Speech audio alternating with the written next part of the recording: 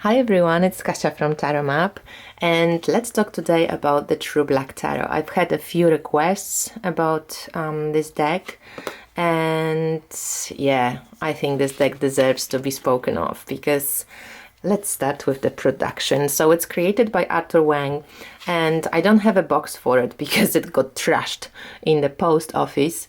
In the post in general. I was lucky enough to get this deck sent by my friend. She didn't connect to it, and I do have this version with misspelled Hierophant, but I'm so happy I got to actually have a chance to play with this deck like in real life, you know, because online it looks amazing, but actually it does even more amazing, it does look even more amazing and feel more amazing in reality. So my friend sent it to me and I'm very grateful for it, because I don't know if I would have paid the money to just check if I connect, you know. So I'm glad that I got the chance to see that, wow, I actually probably would connect. And so you can see how amazingly reflective this kind of black foil or black UV spots are. The deck feels very buttery, very beautiful. These are the bags. So you get like this a cosmogram, nearly like a, you know, astrological chart feel, and the horizon with stars. You get this cosmic feel, and it's actually from the get-go, from the beginning, it's edged in black. So it's amazing. It's perfection, I think, in execution. It's really beautiful. The paper is thick. You know, some people prefer it to be thinner, actually, including myself, for shuffling, but it shuffles well. I don't riffle shuffle it, but you can shuffle it well, you know, overhand. And yeah, you get, it's just kind of perfect. It doesn't have the copyrights. It has this amazing, just a number. It's very elegant. That's the word that really comes to mind.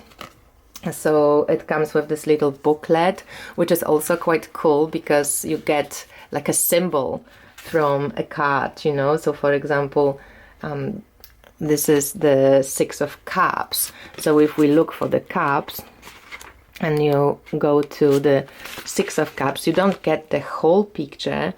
You get just this graphic symbol. In this case, it's nearly the whole picture, but sometimes you get like, you know, one cup with something. So you don't get 5 cups here, but just one cracked cup.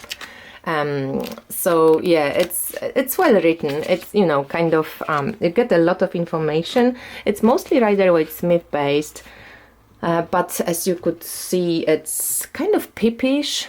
It reminds me a little bit of, what's the name of the deck? Usi's tarot, Pagan Otherworlds tarot, when also they got, you know, Rider-Waite-Smith kind of symbolism and meaning, but they use different imagery, more pippish imagery.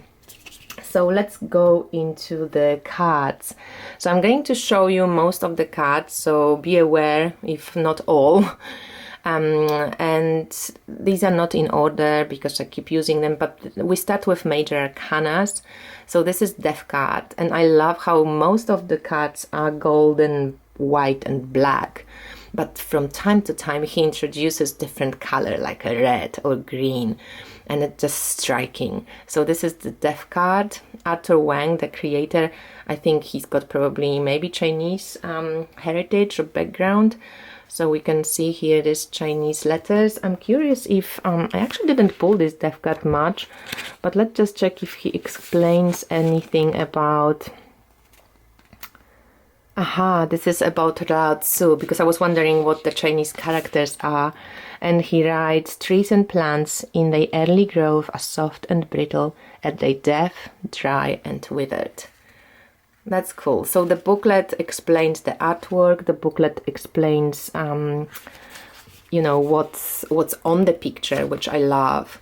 And then it goes into the description of just meaning the Death card and additional artwork. And you get this additional artwork always for the major arcana. And then the minors just get keywords, and you get... what the card is about, and also depiction of his artwork, which I really like. So that's cool. And that's it. You don't get too much of other info in the book. So it's just about the cards.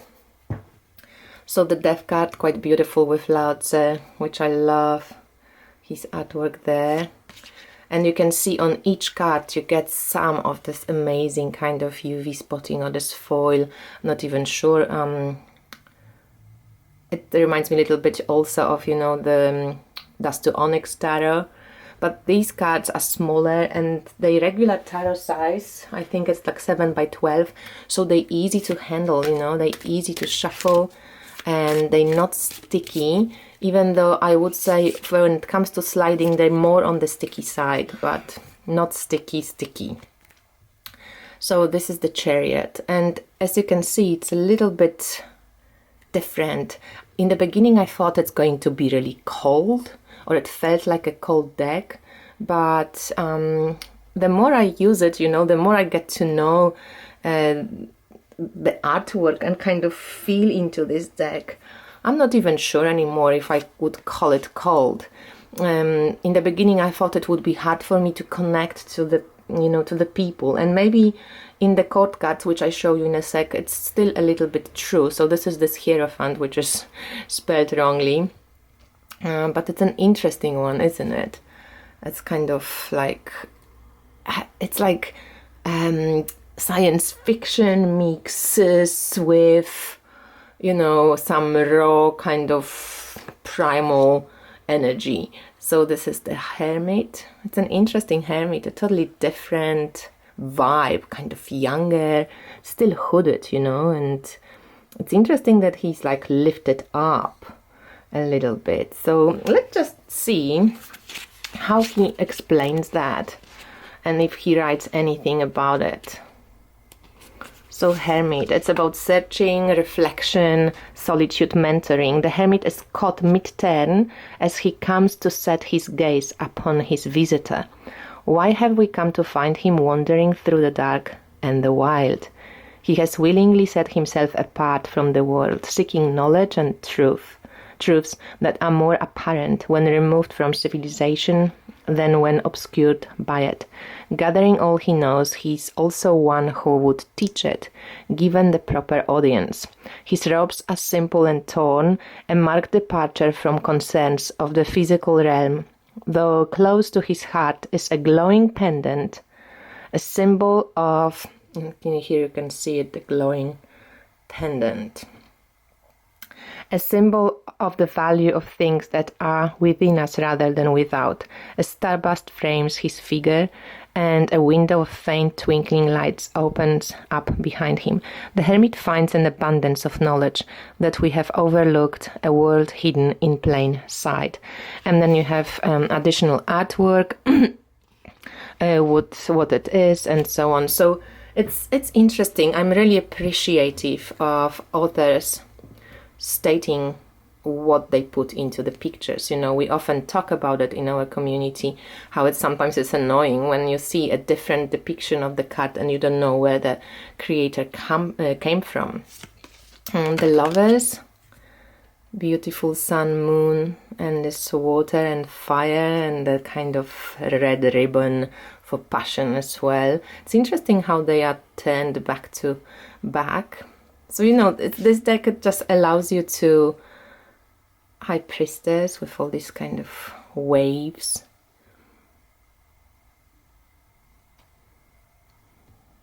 It's got a pomegranate and what looks like maybe a pendulum or a tampon. Sorry, it's a bad joke. And the Emperor, yes? Or is it the Empress? The Empress, yes, the Empress. And here you have this bee, kind of beehive. Abundant, glowing. It's the Tower, which is interesting. It's like a, you know, cracked figure. So often I've seen Tower depicted the way when you know you have like this figuration, or rather than Tower being a tower, which often tower in, for example, Tarot de Marseille symbolizes the body. It's in body color, but here we got the eye. So we have this sensation of something is breaking, so that something new can, you know, is envisioned. There's also the fox, I think, which you know, sometimes it's like sly, it sneaks in. The Fool, this baby with, you know, like this kind of energy vortex behind it. Amazing. And the Sun.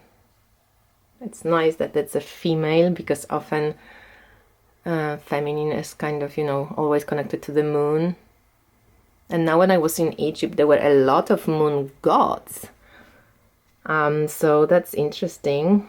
And here the sunflower. It's just this passion of color, this pop of color in this black background. Love this Temperance. So they're seeing Yang. As I said before in one of my videos, she reminds me of Mary Magdalene. This red hair, this kind of, I think of it as an egg that changes red. So it's wonderful. Wow, I love the strength too of the snake, just like there. The Hangman, interesting position. And this is the Moon. It's even, you know, this light kind of coming through. You can all see it. It's not just black. This very like subtle. It's beautifully made, really beautiful. And the feel, it's like this rose petal butter amazingness. So this is the World.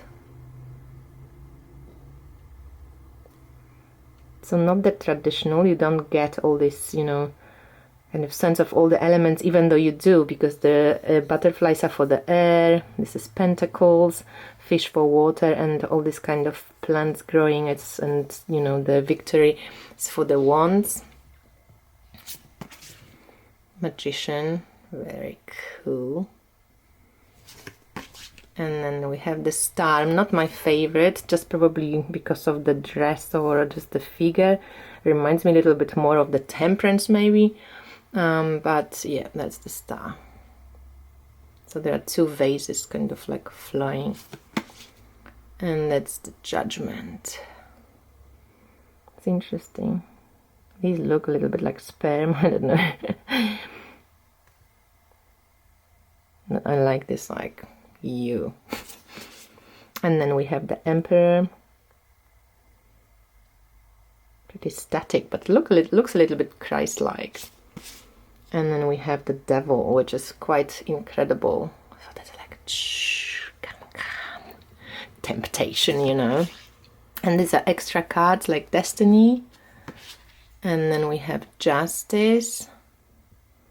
Veiled. Quite interesting. And there's another extra card, this Anand. Chariot. Okay, I've been there. Awesome. So these are the major arcana, and this is an amazing deck because minors are kind of even maybe more beautiful than the majors. So these are the aces. You get like this boom with the Ace of Swords, beautiful Ace of Cups,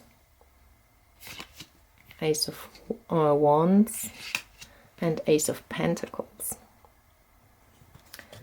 And then let me show you the suits. So not in again, I'm going to put the page away. Let's just see the, you know, the suits without the people. So again, as I said, a little bit Rider-Waite-Smith. So we have, like, you know, this two juggling the two, and often he introduces animals. So here we have the elephant, and you know, you get the number here, 10 of Pentacles, 8 of Pentacles for, you know, work, 5 of Pentacles, broken coins, 3 of Pentacles, something is growing. So it's interesting, hey? It's peepish, but it's really cool. And then the introduction of the different color in 4 of Pentacles. And then there is 6 of Pentacles. So that's interesting, because it's like something is maybe growing out of something that was put into before. And then we have 7 of Pentacles. Love the the flowers here. And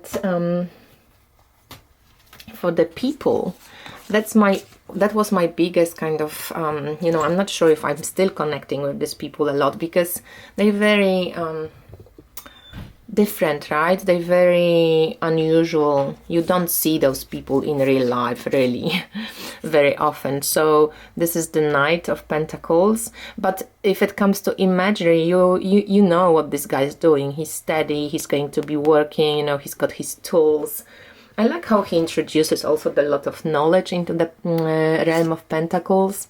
So this is the king. He's like a proper ruler, you know, Caesar-like. The queen and the page. But I'm not sure, you know, if this Queen of Pentacles is my favorite Queen of Pentacles. Like, she's not.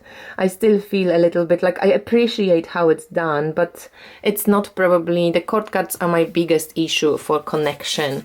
Again, beautiful, but it will take time, I think, for me to really kind of get the juice out of this queen. Let's see the, there was also the Nine of Pentacles with the cat. I love it. It's very cool. It's got everything, you know, rules. So let's see the wands. So this is the Nine of Wands.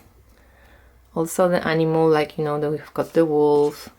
And sometimes when when I didn't know the deck, it was quite hard for me to distinguish in some of the cards between wands and swords, but it took maybe 2 times of using the deck to really figure out what's what, because it doesn't say here, you know, 7 of wands, it's just 7. But it's this perseverance, you know, you're holding on to something, hold on to it. 4 of wands, this beautiful kind of phoenix, firebird. 6 of wands, huge lion, you know, king of the jungle. 3 of wands, they're like reaching for something. 10 of wands, tired. 8 of wands, that's what I thought, like, is it swords or is it ace of swords maybe? Obviously it's not ace because you have here 8, but this is 8 of wands, or 8 wands flying, but one is nearly, you know, hitting the target. And this I thought was 2 of Pentacles, but it's 2 of Wands actually, when, you know, you've got 2 wands and then there's the guy standing with the globe. So yeah, it's the opening up, opportunity coming in. Cups are quite amazing. So with the cups we have, this is the 6 of Cups, which I shown before. 4 of Cups with the willow.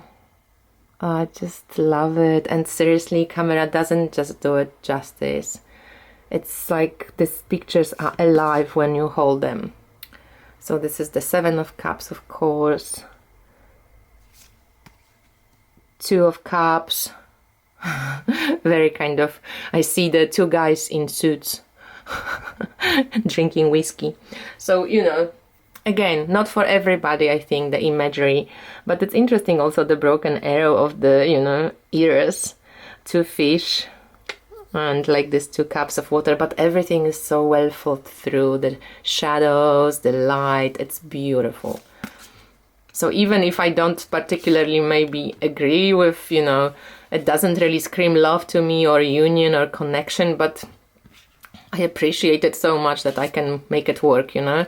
And again, you know, can notice this little like light coming through, and oh, it's just gorgeous. So this is 3 of Cups.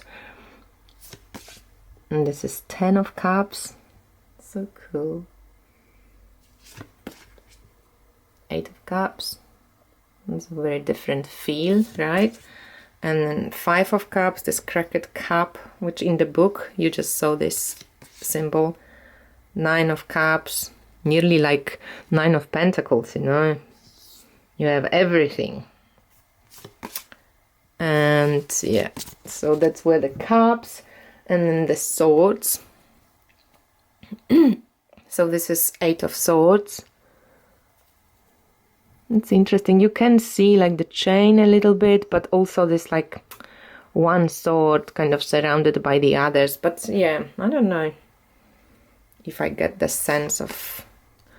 So this is 10 of Swords. all the killed birds, but I like that one is kind of like being reborn, because you can't go any lower than that. There has to be up after 10 of Swords. There's no more down. 7, it's interesting how these swords like just cut through, and then this little mouse is like trapped. 4 of Swords, so he also uses different swords. I love this actually. This like obsidian knife. 5 of Swords. These ones are like cracked. And 1 winner. 2 of Swords. Interesting. 3 of Swords. Quite beautiful. And this is 6 of Swords. Also interesting. There is boats, but the feel of the card is quite dark, and there is this like cobwebs and cobwebs. That's what I'm saying. Spider webs and stuff. So yeah, it looks very murky. And the 9 of Swords. Oh, beautiful in the sad way. So I show you also the rest of the court cards. So this is the Swords, Page, Knight, and then Queen with the butterflies, and King with the butterflies. And maybe because they so ephemeral in a way, I mean, you know that he's a male and she's a female, but they vary, you know, kind of, you don't see their faces. You're not quite, yeah, I'm not connecting to the court cards so well, but again, so beautiful that I don't want to let it go. So this is Page, Knight of Wands, which is a woman, which is cool, Queen, no black cat, and King. And then the Page of Cups, romantic with the little rabbit. And then you have the Knight, you know, this water, kind of like a sword for the Knight. And then you have Queen with fish, and King with the shell, like Aphrodite coming out of the sea foam. So that's it, my friends. This is the True Black. And I think this is quite an amazing deck. And I just wanted to share my thoughts about it. And let me know what you think, if you have it, or if you're waiting for the version without the, you know, without the misspelling. I'd love to hear what your thoughts are on this deck. And thanks for anyone who asked to show you this deck. And I speak to you soon. Thanks for watching. Bye.